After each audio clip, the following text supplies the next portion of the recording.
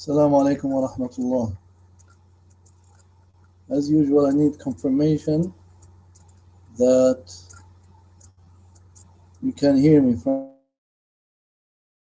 who's watching so far.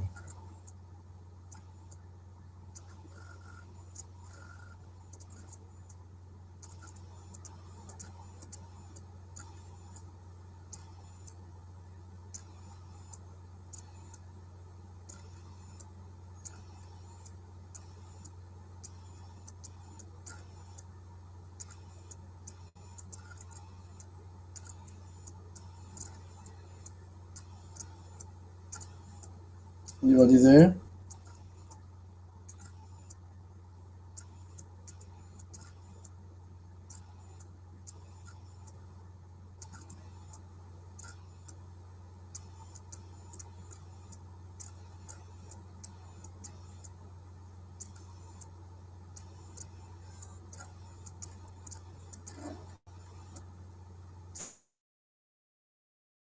So you can hear me? Okay. طيب. بسم الله إن الحمد لله نحمده ونستعينه ونستغفره ونعوذ بالله من شرور أنفسنا ومن سيئات أعمالنا من يهده الله فلا مضل له ومن يضلل فلا هادي له وأشهد أن لا إله إلا الله وحده لا شريك له وأشهد أن محمدا عبده ورسوله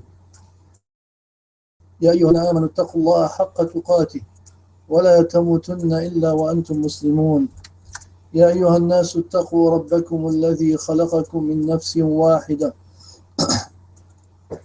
وخلق منها زوجها وبث منهما رجالا كثيرا ونساء واتقوا الله الذي تساءلون به والأرحام إن الله كان عليكم رقيبا الذين آمنوا اتقوا الله وقولوا قولا سديدا يصلح لكم أعمالكم ويغفر لكم ذنوبكم ومن يطع الله ورسوله فقد فاز فوزا عظيما أما بعد فإن خير الحديث كتاب الله وخير الهدي هدي محمد صلى الله عليه وآله وسلم وشر الأمور محدثاتها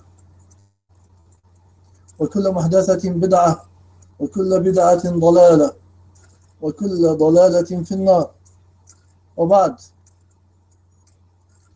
Okay, the title of our discussion today, the story of our discussion today is, as you received by email and by WhatsApp, a leper, a bald man, and a blind man.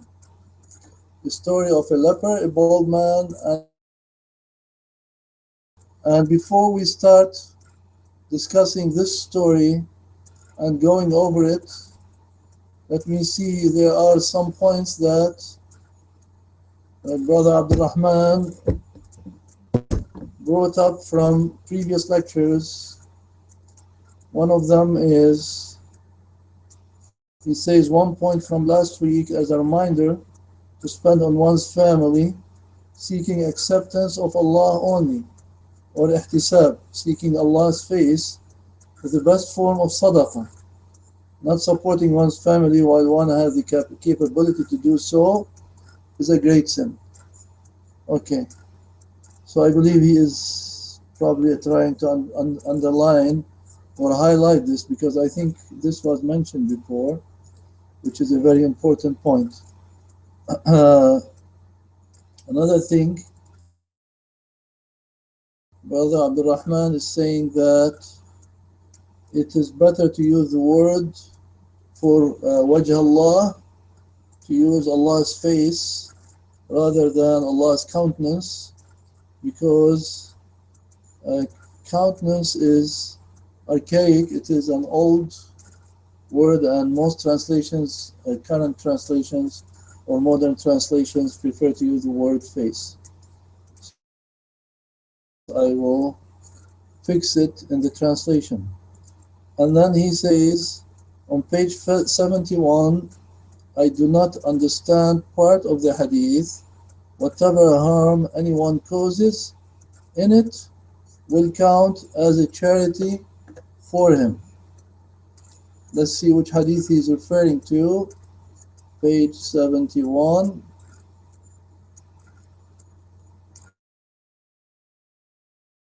Oh, the hadith is about uh, planting things, trees or vegetation, and then so that birds, people, animals, wild animals, all will eat from it. Okay, so the hadith is saying that whatever they eat is a sadaqah,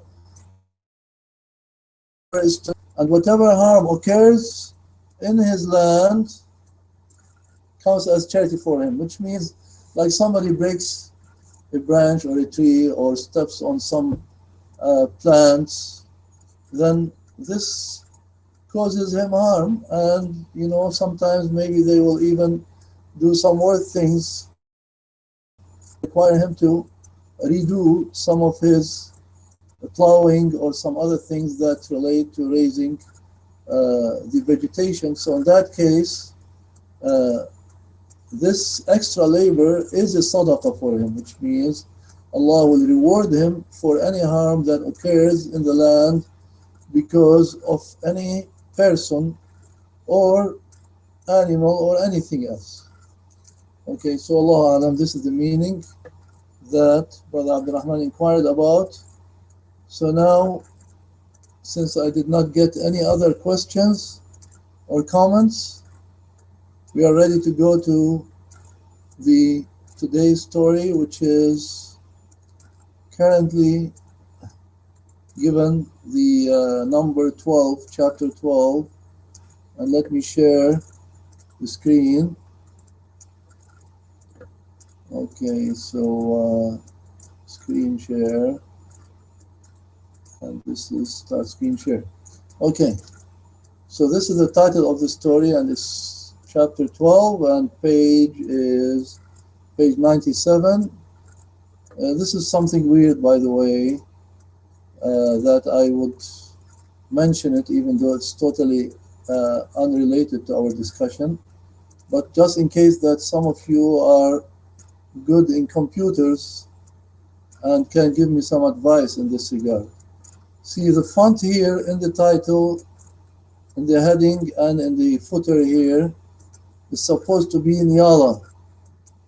Okay, so if you go here, it's called, says Arial. If you go here,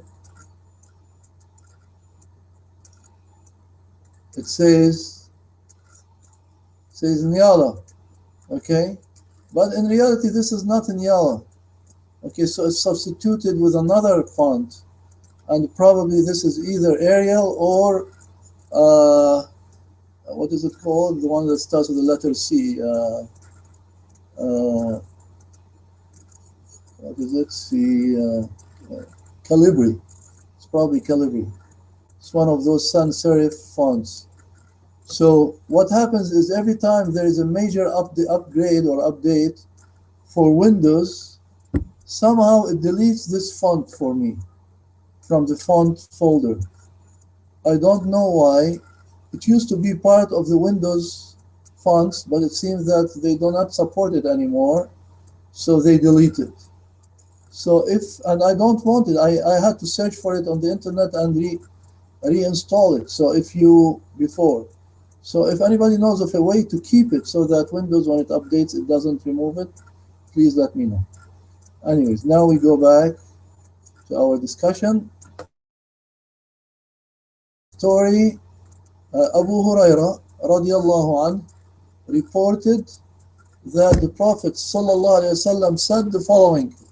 And I remember now another point, technical point that I want to mention, which is that after our lecture last week, I went to the lecture to edit it the way I usually do. I don't go through this lecture from beginning to end and remove some things that are irrelevant, like what I'm saying now. I don't do that. What I do usually is I go to the beginning and cut what is irrelevant from the very beginning and also from the very end. But in between, I don't care much to remove. or actually I do, but I don't have the time to do it. So it needs. That's why I said before that I need some help with that. But last week I yani, for 2 days or 3 days it did not show except the title of the lecture. But when you double click on it, it doesn't show it in YouTube. So I don't know what the problem was, and I don't know, maybe so that's why the lecture is totally unedited in as it is now, last week's lecture. And I don't know if this is going to happen also for this one. We will see. So back to the story. Sorry for these interruptions, but I thought, sharing with others sometimes helps to get their feedback. Text of the story: Abu Hurairah radiallahu anh reported that the Prophet sallallahu alaihi wasallam said, إن ثلاثة من بني إسرائيل أبرص وأقرع وأعمى فأراد الله أن يبتليهم فبعث إليهم ملكا. Which means, indeed, there were 3 men from the Israel: a leper, a bald man, and a blind man. Allah willed to try them, so He sent to them an angel. Okay. So Allah, in His great wisdom and knowledge, will try people with whatever means He wills to try them. And everyone will be tried one way or the other. As Allah Azza wa Jal tells us in a number of places of the Quran, that do you expect that you will live your life without being tried? No, there will be trial for everyone. And the trials will be in different ways. And some of them are tried with ease, and some of them are tried with difficult things, with difficulties. So as we will see that these 3 people, Allah will to try them with ease, with luxuries. So the angel went to them. He sent an angel to them. فأتى الأبرص. And okay, we'll comment later on this story as usual.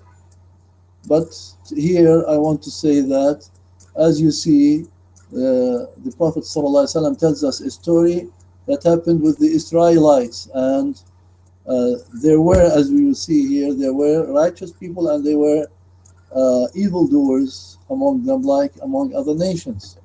And he mentions this story to us because it has a lot of great important lessons for us to benefit from. So the angel came first to the leper. فأتى الأبرص فقال أي شيء أحب إليك؟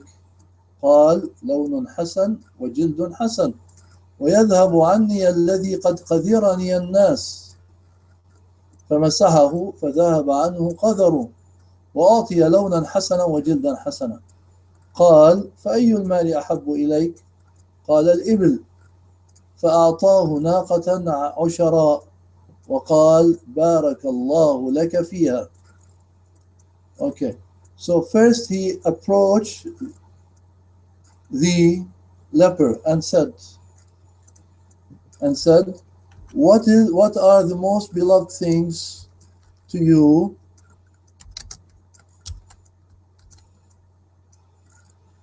He said, good color, yani skin color.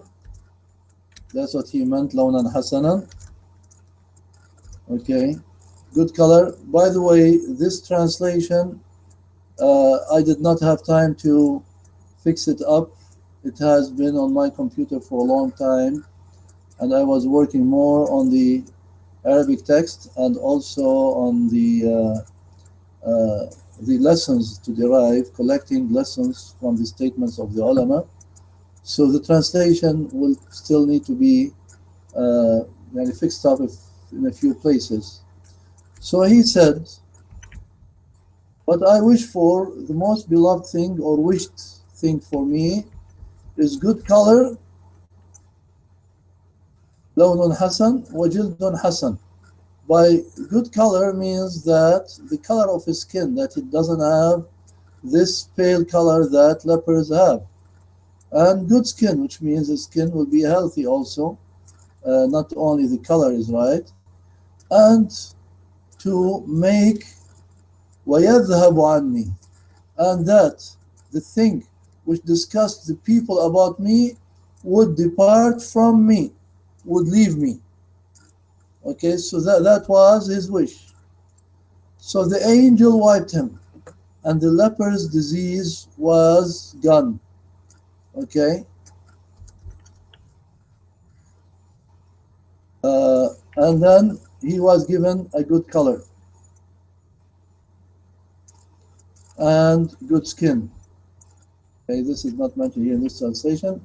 He was given a good color and good skin. Yani, I think there is a better word than color in regard to skin. It's like taint or something. If anybody remembers it now, please send it by message. The angel said to him, the angel then said to him, what is what kind of wealth is the most beloved to you?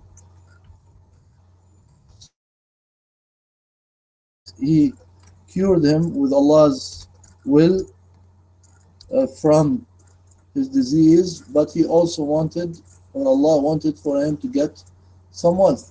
So he said, what form of wealth do you prefer? And he said,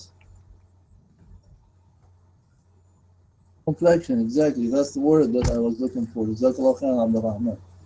So, good complexion.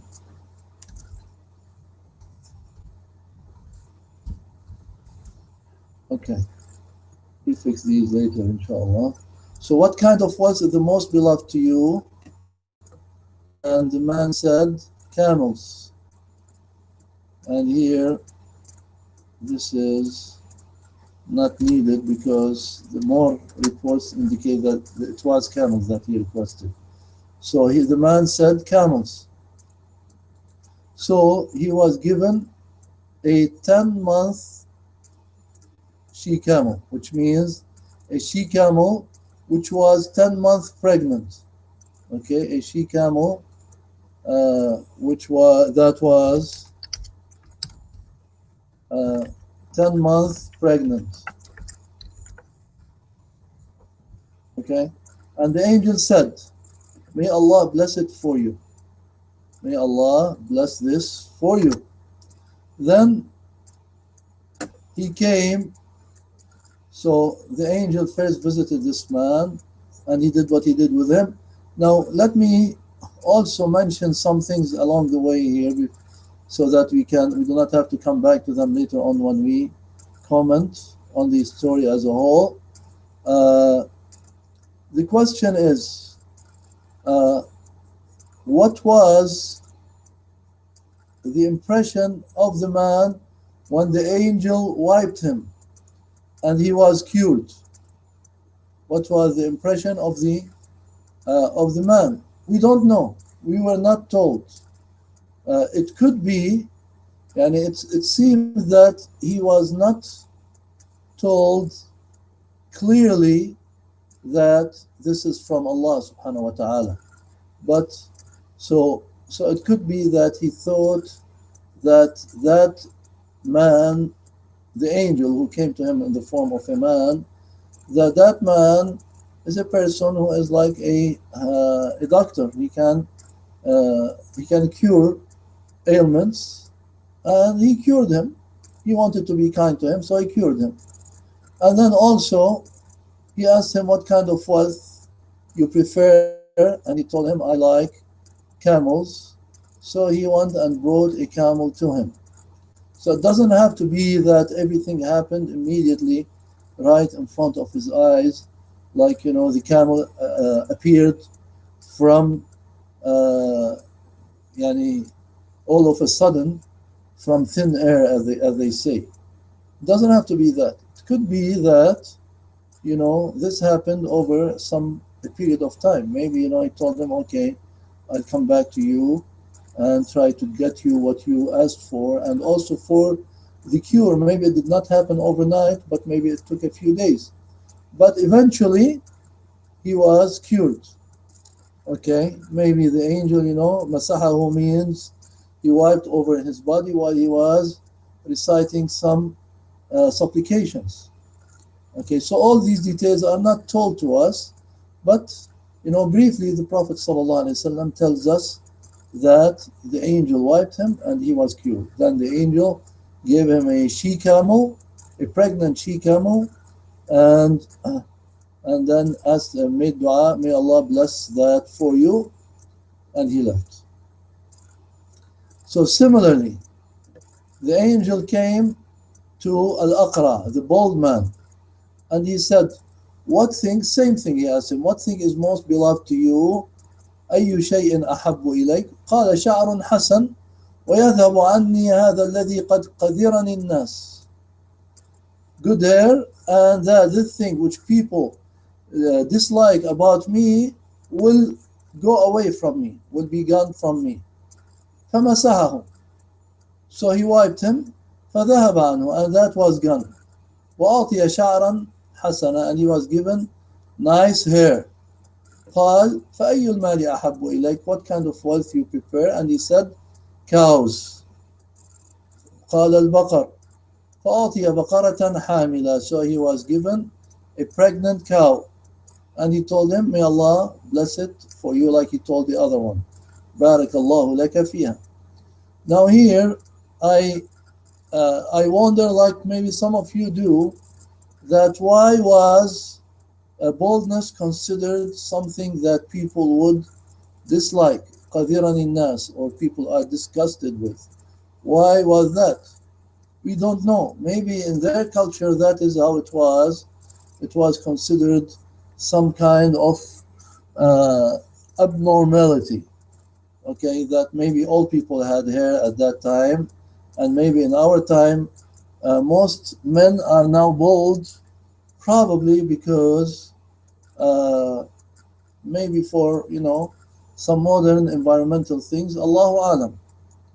But we know that people used to like long hair, and we know that even in Europe, where people used to wear wigs to pretend that they have long hair, even though they didn't, maybe they were even bald, but maybe they considered that to be a plus, an indication of handsomeness and things like that. So Allahu Alam, but it seems that it was a big deal in those times that a person was bald. So he was cured from his baldness, and he was given a cow like the other person, and he made dua. The angel made dua that Allah bless her for him. Okay, then he came to the blind man. فأتى الأعمى فقال أي شيء أحب إليك? Same thing, he asked him the same thing. What is the thing that you prefer the most? And he said, أن يرد الله إلي بصري, that Allah would give me back my eyesight. Where is that? Maybe he's reading, Abdul Rahman is reading the translation. I told you, I didn't do this translation, it seems like. Somebody, maybe I copied it from somewhere a long time ago. Okay, so it's not fixed yet.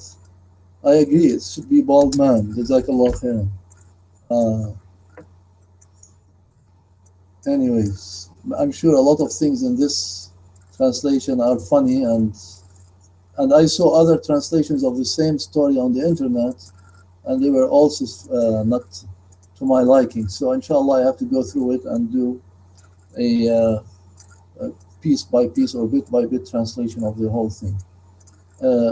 Anyways, look at the Arabic text and the translation. I'll try to translate it to you on the go for now, and later on inshallah we'll have a better translation before the book comes out, inshallah. But like I said, in this case, it took me a long time to look up the Arabic commentary by the ulama about this hadith, and there are lots of them, and I will share some of them with you today. Hopefully we can cover the whole thing, but there's a chance that we won't. We'll see. So then, فَأَتَى الْأَعْمَى, he asked him, what is the most dear thing to you, or the most liked thing for you? And he said, أن يرد الله إلي بصري, that Allah will give me back my eyesight. فأبصر به الناس, so that I can see the people. فمسحه فرد الله إليه بصره, so he wiped him يعني over him, and Allah gave him back his eyesight. And then he asked him the same, what kind of wealth is more preferable to you? And he said, al-ghanam, sheep. فَأَعْطَاهُ شَاةً وَالِدًا, so he gave him a female sheep, yani like you, I think it is in English. And walidan means that is capable of giving birth, yani frequent birth to sheep, to lambs. وقال بارك الله لك فيها, and he said, may Allah bless it for you.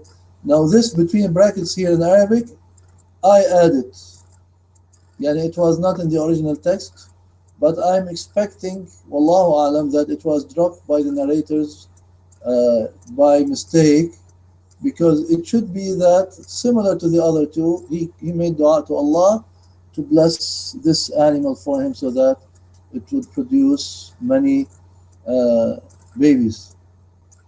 Okay, so it says, then the hadith continues on to say, فَأَنْتَجَ هَذَانِ وَوَلَّدَ هَذَا فكان لهذا واد من الإبل ولهذا واد من البقر ولهذا واد من الغنم, which means, yani here he's using different expressions for the cows and the camels and cows on the one hand, and the sheep on the other hand.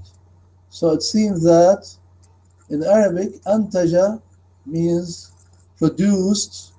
For the camels and cows, you say produced. So these two produced, which means produced children, and then other children, and other children, and the other children gave rise to other children, and so on. So that there was a lot of camels, a lot of cows. And for the lambs, they use the word walla, the same thing, gave birth, and gave other birth, and so on. So that the end result was that فكان لهذا واد من الإبل, one of them had a valley full of camels. ولهذا واد من البقر, and the other man, the second man, had a valley full of cows. ولهذا واد من الغنم, and this one, the third one, had or acquired a valley full of sheep. Okay, sheep or goats. Then, and it seems that this summa here, which means next, it doesn't mean, like in a week or two, because for these animals to give birth and their children or their offspring to give birth and so on, this will take a while, maybe several years, maybe many years. It could be 10 years, 20 years, Allahu Alam. But after a long while, the same angel came back, as the hadith says. And, as you see, the way that it is stated by the Prophet ﷺ tells us that even though it might appear to be a long time to people, 10 years or 20 years or things like that, but it's actually in the scale of Allah subhanahu wa ta'ala, it's nothing. It happened immediately after. Because, as you know, one day to us, 1,000 years to us is like one day to Allah, in terms of how He creates things and He raises the deeds and so on. So it doesn't count much.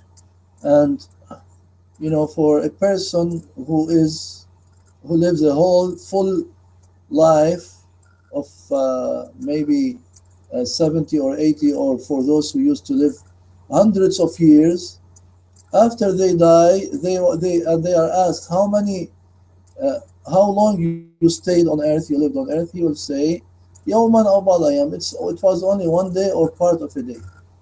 So just ask those who counted, which means that time, once it passes us, once it's behind us, it's very short. And when it is ahead of us, it is very long.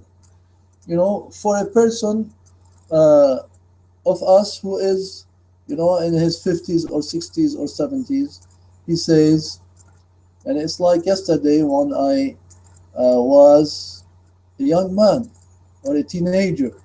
Okay, so the whole years, all those years that passed behind him seem like very short. But for him, the future appears very long, very far away. So even though he might die within a few days or a few weeks, but still to him the future is way, very, very far ahead. Okay, so this is how people think. They have always a lot of hope to be able to do so many things in the future, when the future may be to them, as I said, just a few hours. So, uh, so it says, ثُمَّ إِنَّهُ, then he, as if it happened right away, even though, as I said, it could have been after many years. Then he came to the leper. ثُمَّ إِنَّهُ أَتَى الْأَبْرَص فِي صُورَتِهِ وَهَيْئَتِهِ, in his same appearance and image, in his same image and appearance. What does this mean? It could mean that he came to the leper in the original form that he came to him with previously, but it is more effective. Yani it carries two possibilities. This meaning carries two possibilities, and it cannot be clear from the text by itself. But what the ulama seem to lean to in this meaning of this statement is that he came to him in the leper's original image and appearance. Okay, so he came to him appearing the way that the leper himself used to appear so many years ago. Okay, فقال, so he said to him, رجل مسكين قد انقطعت بي الحبال في سفري فلا بلاغ لي اليوم إلا بالله ثم بك أسألك بالذي أعطاك اللون الحسن والجلد الحسن والمال بعيرا أتبلغ به في سفري. So he said, look, I am a needy man, and I was traveling, and then I lost all means, which means all means of survival during my travel. Maybe he's indicating that he had like an animal that he was riding and died or got lost, and he had food, and he lost it or he ate it or whatever, so that he doesn't have any means of survival now in his trip. فلا بلاغ لي اليوم إلا بالله ثم بك. So there is no way for me to reach my destination, to continue on my trip today, except by Allah, then by you. So I ask you, I أسألك بالذي أعطاك اللون الحسن, by that who gave you the nice complexion, والجلد الحسن, and a nice skin, والمال, and wealth. I ask you to give me a camel that أتبلغ به, that I can use it to reach my destination in my travel. So what was the response of the leper when he saw a man who appears to him just like he was a number of years ago? This should have moved his heart, and he should have thought, oh, he looks just like I was so many years ago, and Allah Azza wa Jal helped me and gave me all the goodness that I have. So rather than saying that, he said, al-huquq kathira. So briefly he said, I have many obligations, which means I cannot give you anything. I have commitments, so go and find somebody else to help you. فقال له, so he said to him, the angel, كأني أعرفك, it's as though I know you. ألم تك أبرص يقتلك الناس, were you not a leper that people were disgusted by you, فقيرا and poor, فأعطاك الله المال, and Allah gave you the wealth. فقال, so he responded, إنما ورثت هذا المال كابرا عن كابر. No, indeed, I have only inherited this wealth from the upper to the lower, or from upper to upper, which means from my grandparents and then great grandparents and so on. Okay?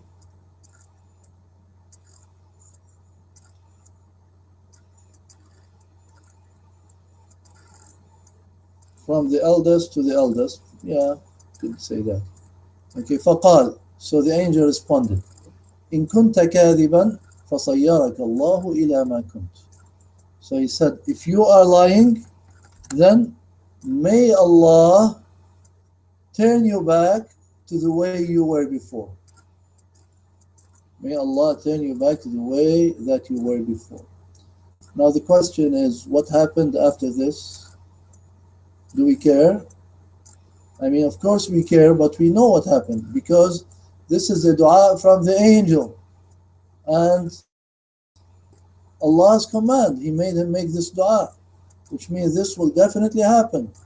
The leper failed in his trial, and Allah gave him a long time to prove himself or disprove himself.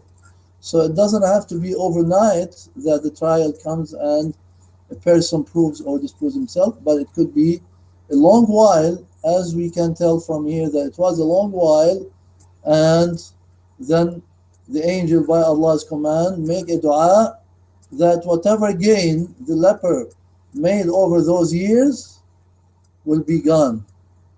And so it happened. Prophet ﷺ does not tell us, and this is a maybe more eloquent in the story that he didn't tell us, because he could have told us and this happened. But here it is more eloquent to tell us that there's no need for me to tell you, because you know that Allah's command will come to pass. Okay? فَصَيَّرَكَ اللَّهُ إِلَى مَا كُنْتَ. May Allah turn you back to the way you were. So this happened for sure, as we know from the context. Okay. Then he came to the bald man, في صورته وهيئته, which means in his original image and appearance. فقال له مثل ما قال لهذا. And he told him the same, or said to him whatever he said, the same as he said to the other man. وَرَدَّ عَلَيْهِ مِثْلَ مَا رَدَّ هَذَا. And his response was similar to the way the leper responded to him. And so the angel again made the same dua. إِن كُنْتَ كَاذِبًا فَصَيَّرَكَ اللَّهُ إِلَى مَا كُنْتَ. If you are lying, may Allah turn you back the way you were before. Okay? So he again failed the test. And then the third, the angel came to the third man, وَأَتَى الْأَعْمَى فِي صُورَتِهِ وَهَيْئَتِهِ. He came to the blind man in his image and appearance, and he said, فَقَالَ رَجُلٌ مِسْكِينٌ وَابْنُ سَبِيلٍ. I am a needy man, and I am a wayfarer, a traveler. انقطعت بي الحبال في سفري. Same thing. The means of survival have been lost to me during my travel. فلا بلاغ لي اليوم إلا بالله ثم بك. So there is no way for me to reach my destination today, and to continue on my destination today, except by Allah and then through you. So I ask you, same as he asked the other two, أسألك, I ask you by the one who gave you back your eyesight, I ask you a shat. Shat means a lamb, or a sheep, or a goat. So give me a goat that I can use it to continue with my travel. Now, before I continue to see what the response of the blind man was, I would say that you know, here he's saying, I ask you by the one who gave you back your eyesight. But how did he know that he was blind and he gained his eyesight? And supposedly the angel is a normal man, is actually a blind man himself. So how would he know that this man was also blind?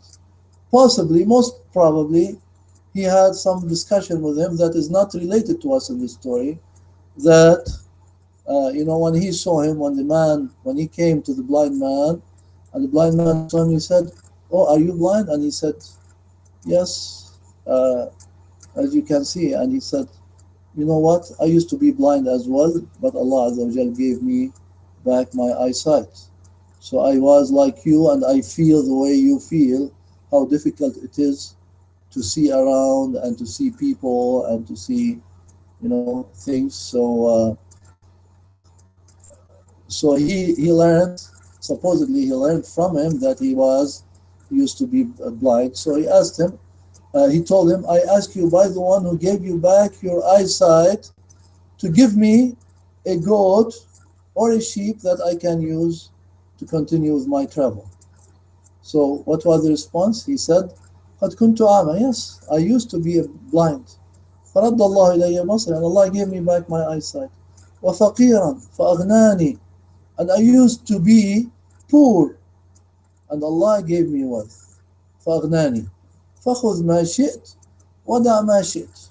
So take whatever you want, and whatever you see in front of you, it's not only one sheep. Whatever you like to take, he doesn't see, right? So whatever is around here, whatever you want to take from what I have, take it, and leave whatever you wish to leave. فوالله ما أجهدك اليوم بشيء أخذته لله. Which means, by Allah, I will not make it hard to you or for you today with anything that you take. Yani whatever you take, I'm not going to ask you or question you about it. Okay? And it is for Allah, he's saying. This is for Allah Azza wa Jalla. I'm giving it to you for Allah's sake, subhanahu wa ta'ala. So, فقال, what was the response of the leper, of the angel? He said, "Amsik malik," which means keep your wealth for you.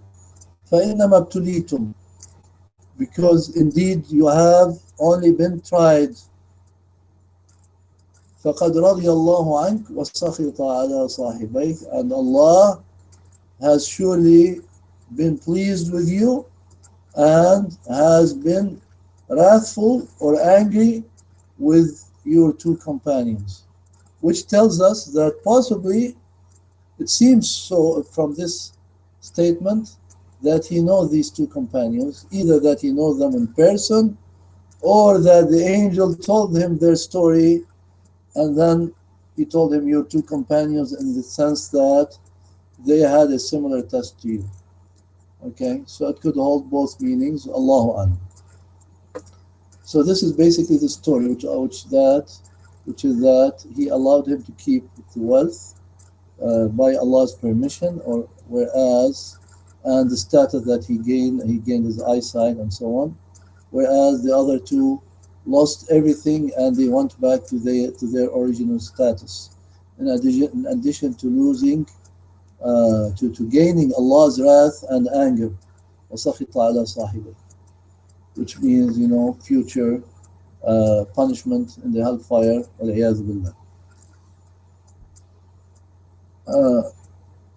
Okay, now there's one thing I want to note from the story, the text of the story, which is that when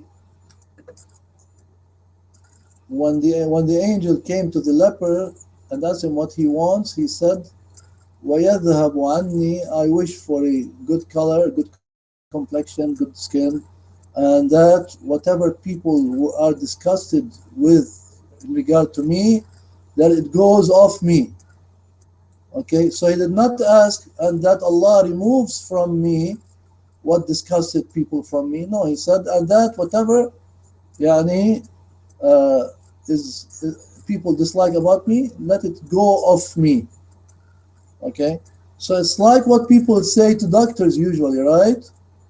They say to the doctor, "Oh, doctor, cure me and do use whatever craft, whatever skill you have to remove my disease."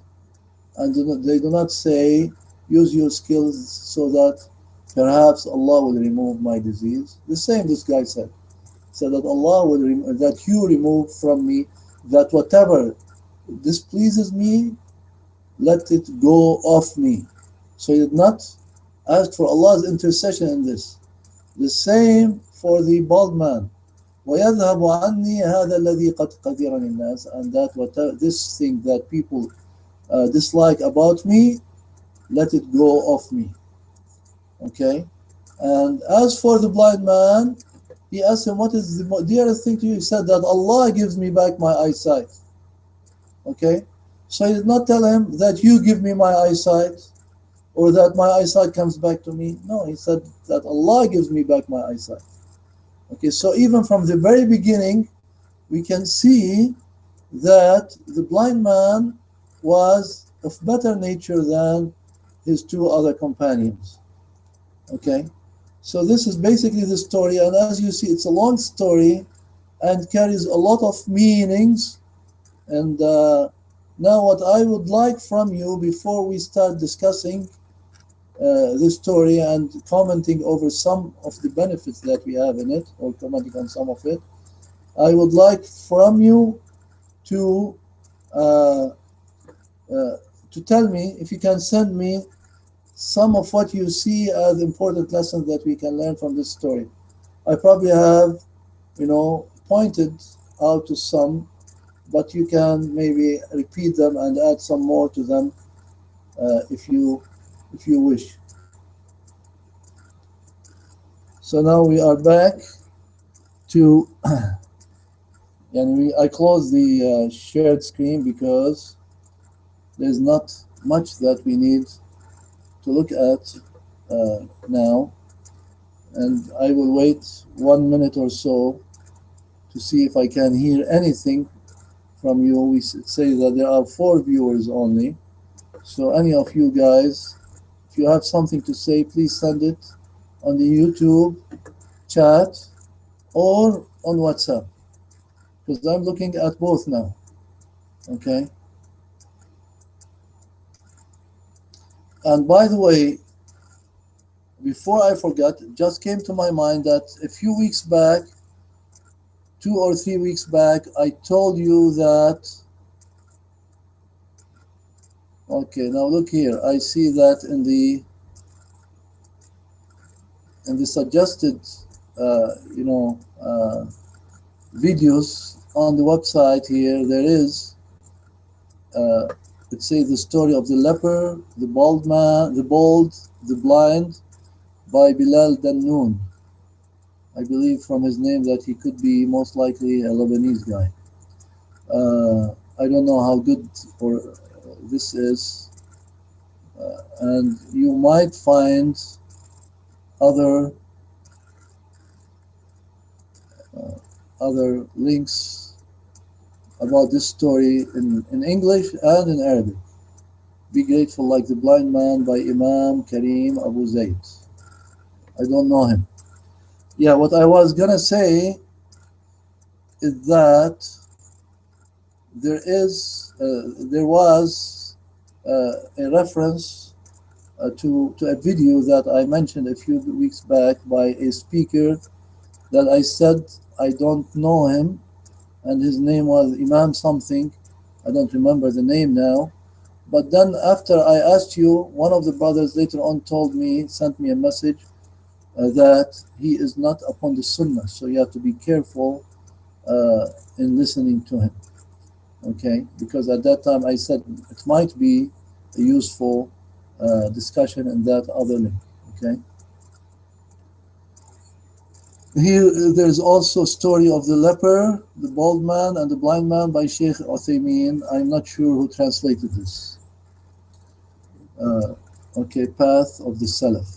But it is very short, so it's probably 16 minutes, so it's probably just a mere translation with very short discussion. Okay, now we receive from Brother Abdurrahman Congreve, Jazallah Khairan, that we can be tested with misfortune or good, and we may ask for specific things in dua. Okay, so these are 2 points that Brother Abdurrahman mentioned. Okay, are there any points that others want to mention before I start commenting on this? Brother Muhammad Ali uh, is saying attributing cure to Allah alone, and that punishment may be swift due to sins like lying and shirk. Okay, so he mentioned 2 other possible points of discussion or commentary on this story. Jazakallah khair. Okay, so now we go back to the story and discuss a few points, and I need to say that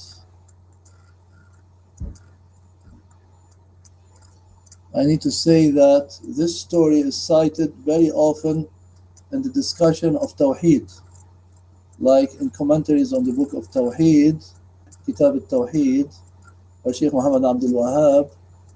This story is very often mentioned because it has many important lessons relating to Tawheed, as we will see. Okay, the story is mentioned also in relationship to the ayah in which Allah subhanahu wa ta'ala says, وَلَئِنْ أَذَقْنَاهُ رَحْمَةً مِنَّا مِنْ بَعْدِ ضَرَّاءَ مَسَّتْهُ لَيَقُولَنَّ هَذَا لِي وَمَا أَظُنُّ السَّاعَةَ قَائِمَةً وَلَئِنْ رُجِعْتُ إِلَى رَبِّي إِنَّ لِي عِنْدَهُ لَلْحُسْنَى فَلَنُنَبِّئَنَّ الَّذِينَ كَفَرُوا بِمَا عَمِلُوا وَلَنُذِيقَنَّهُم مِّنْ عَذَابٍ غَلِيظٍ. Okay, this ayah means it's talking about the human being. It says, if we make him taste mercy from us after a hardship or difficulty that touched him, he would say, this is for me, and I do not expect that the last hour will come.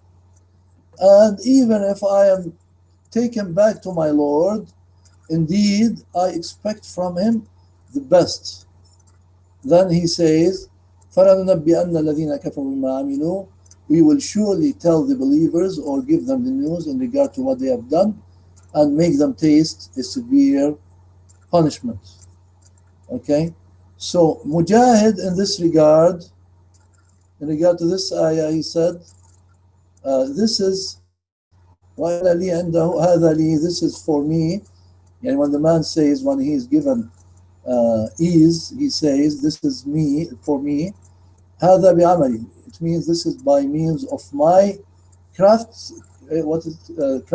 skill, by means of my skill and toil. That is how I attained all this. وَأَنَا مَحْقُوقٌ بِهِ, and I have the right to it. And others say that, like Qatada, he says that it is because I know the ways of gaining wealth. I have good ways of management, and that's why I attained this wealth. And others say that it means that Allah knows that I deserve this, and I am worthy of this. That's why I'm given it, whereas other people are not worthy of it. Okay, and that is probably what the first 2 men thought when they acquired that wealth. Okay, that Allah loves them and they deserve it, and it is because of their skill and abilities that they acquired that much cattle of camels and cows. And this you see now in our time very often, that a person who acquires a high gain in life, Yani he becomes wealthy or of gains the high positions. People say about him, Allah bihibbu, Allah loves him. Allah loves him. How do you know that Allah loves him? Maybe Allah is trying him, and most probably he is. And no, I don't say most probably, I say for sure he is. Okay? Because everyone who is given wealth, he is tried by it. Okay? And then he will have to prove whether he is grateful or ungrateful in regard to this favor or blessing that Allah gave him. Okay? So, so this is a very important point that our accomplishments we should be very humble in regard to our accomplishments and gains. We should attribute all of them. We should attribute all favors or blessing that we have to Allah Azza wa Jal. And remember that if Allah willed, we would not have had any of this. Okay? So it's not that we are more smart than other people and deserve more, and Allah, we have a favor upon Allah that He feels Himself obliged to be good to us and to give us what we deserve. No, nobody has such a favor, okay? And actually, there's much more to say in this regard, and many beautiful things actually that I need to say.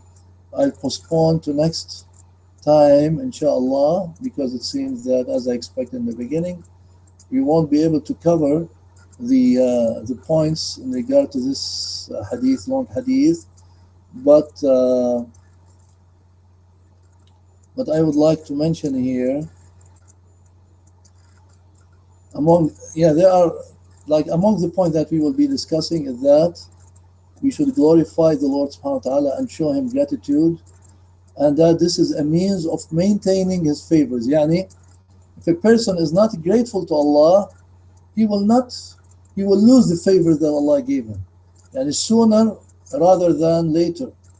Okay, and these people lost the favors in this life even before they went to the next life. And there are other points, but before we close today, I want to really translate to you a very beautiful statement by Ibn al-Qayyim rahimahullah, and then we will discuss it more next time. In Madarij al-Salikin, أصل الشكر هو, يعني the origin or the basis, the foundation of shukr, of gratefulness or gratitude, is الاعتراف بإنعام المنعم, that you confess as to the in'am, to the favor that the one who favored you gave it to you. You confess that this is a favor from so and so, and for Allah Azza wa Jal, there is no end to the favors that He gave us. على وجه الخضوع له والذل والمحبة, in such a way that you show submission to Him and humbleness and love. So then he classifies people to 4 or 5 different levels. He says, فَمَنْ لَمْ يَعْرِفِ النِّعْمَةِ بَلْ كَانَ جَاهِلًا بِهَا لَمْ يَشْكُرْهَا, which means the one who did not know the favor but was ignorant about it cannot or would not be able to show gratitude for it. Yani, if Allah gives us a favor, okay, and we are ignorant, we do not realize that this is a favor, and we should actually, this is not an excuse, because we should realize that everything what we have is a favor from Allah. But some people, they are like this, they do not notice that this is a favor from Allah, so they are ignorant that this is a favor. Therefore, they will not be able to show gratitude to Allah for this favor. Okay?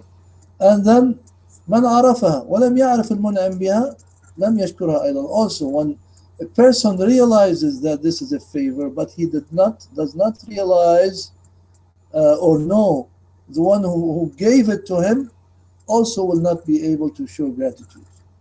Yani, if a person has a favor, like he is given wealth or position, life, or children, or other favors in this life, but he does not realize that these are from Allah, then how would he be able to show gratitude to Allah subhanahu wa ta'ala? And then the third kind of people, من عرف النعمة والمنعم, a person who knows the favor and the one who gave the favor, لكن جحدها, but he denies it, then he would not be able to show gratitude. And this is similar to the people of Pharaoh. Pharaoh and his people, as Allah tells us, that they knew the signs of Allah and they believed in them, but they in their heart they were sure about them, but then they denied them. Okay, and they were punished, as you say, as you know, very severely. So this is the third class of people. The fourth class, من عرف المنعم نعمة المنعم بها وأقر بها ولم يجحدها ولكن لم يخضع للمنعم بها ولم يرضى به وعنه. A person who knows the favor and the one who gave the favor, and he confesses in it, he does not deny it, he confesses that yes, it is a favor from Allah, but at the same time he does not submit to the one who favored him. And we know that many of the wealthy people and those who are favored with various things in this life do not show submission to Allah, even though they say with their tongue, yeah, it is from Allah, I agree. It is a favor from Allah, I'm not denying it. Okay? But he doesn't show submission to him. He does not show satisfaction by that he gave him this favor. Then he is not a grateful person either. And who is a grateful person then? He's the fifth type. من عرفها وعرف المنعم بها وأقر بها وخضع للمنعم بها وأحبه ورضي عنه واستعملها في محابه فهذا هو الشاكر لها. Okay? As for the one who knows it, who realizes the favor, and knows the one who gave it, the one who gave, المنعم, وأقر بها, and he confesses it, admits it, وخضع للمنعم, and submits to the one who gave him the favor, وأحبه, and loves him, and رضي عنه, and is pleased with him, واستعملها في محابه, and then as a consequence he uses it in the things, in the ways that please him, please who? Please the one who gave him the favor. فهذا هو الشاكر له. This is the person who you can say that he is grateful to the Mun'im. And who is the Mun'im in this case? Allah subhanahu wa ta'ala. This is the truly grateful person. فلا بد في الشكر من علم القلب وعمل يتبع العلم. So therefore, shukr or gratitude must consist of knowledge in the heart and then action that follows this knowledge. And this action indicates that the person becomes leaning towards the Mun'im, الميل إلى المنعم ومحبته والخضوع له, and to love him and to submit to him.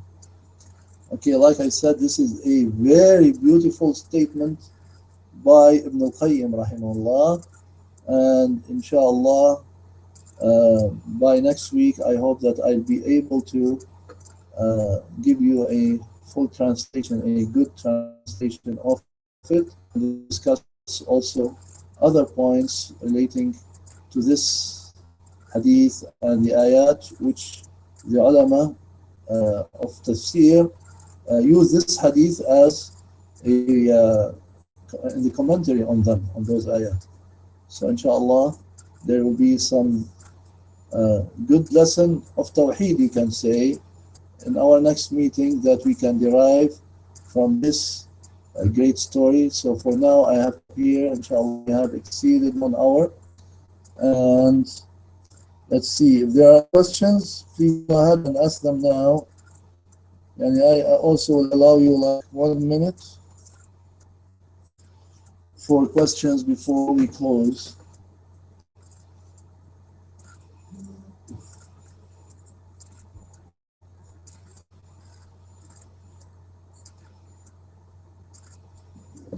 Okay, now here's a question from Muhammad Ali. He's saying, who is Sheikh Al-Arnaout? Last week you mentioned his name, and was he peer to Sheikh Al-Albani? Also, who do we refer to in regard to hadith science? in our time now. Okay. Sheikh Arnaout, there are two of them actually that are famous in our days as Sheikh Arnaout. One of them is Abdul Qadir Arnaout, and he died, rahimahullah. He passed away, maybe, I don't remember now exactly, but I think 1 or 2 years after Sheikh Al-Albani. And Sheikh Albani used to praise him as being of good knowledge of hadith, and that he was upon the path of the Sunnah. Okay, the other Arnaout, I don't remember his first name. The one I mentioned before is Abdul Qadir. This Shaib al-Arnaout is the other man, and he is also a great alim of hadith of our time. Sheikh Al-Albani had a lot of criticism to him in regard to some of his works, and uh, what he did, he did a lot of takhrij of ahadith and tahqiq.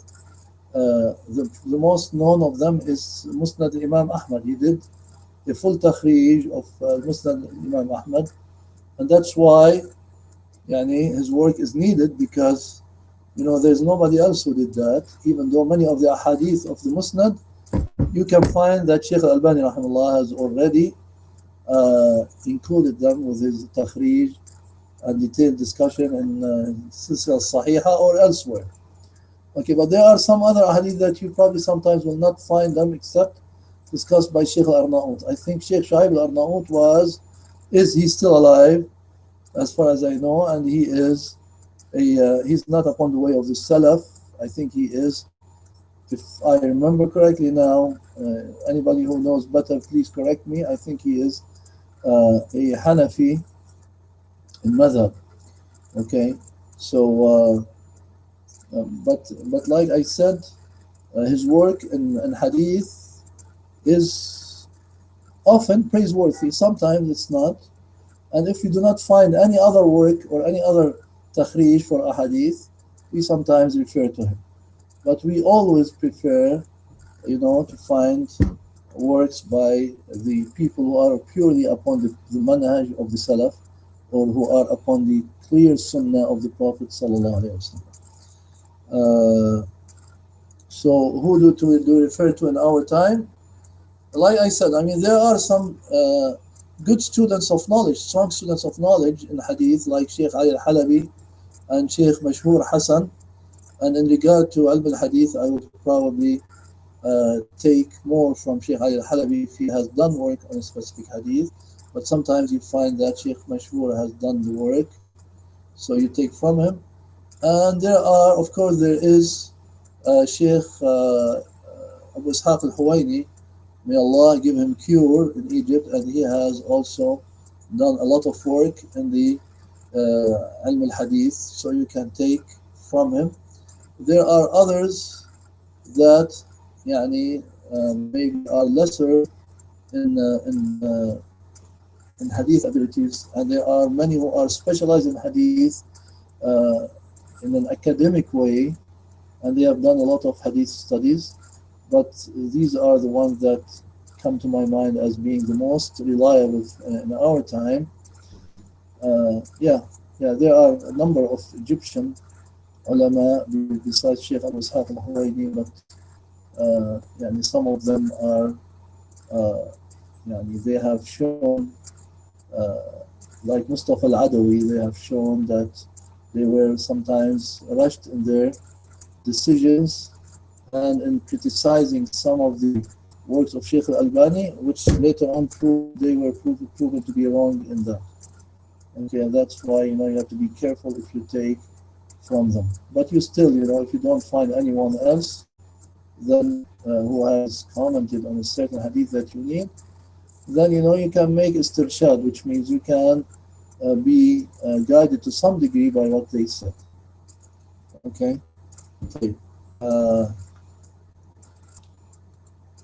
If there's nothing else, no other questions, then inshallah we stop here. And like I said, we still have to to discuss this hadith more because there's still a lot more to discuss. And inshallah, next week, if I have the time, it's the beginning of our finals period here at the Taiwan University. If I have the time next week, inshallah, during the week, and I have so many meetings, inshallah, I'll try to fix up the translation and present to you the text in a better way so that you can go over it and give me your feedback. Okay, so with this, we stop. سبحانك اللهم وبحمدك أشهد أن لا إله إلا أنت أستغفرك وأتوب إليك. السلام عليكم ورحمة الله.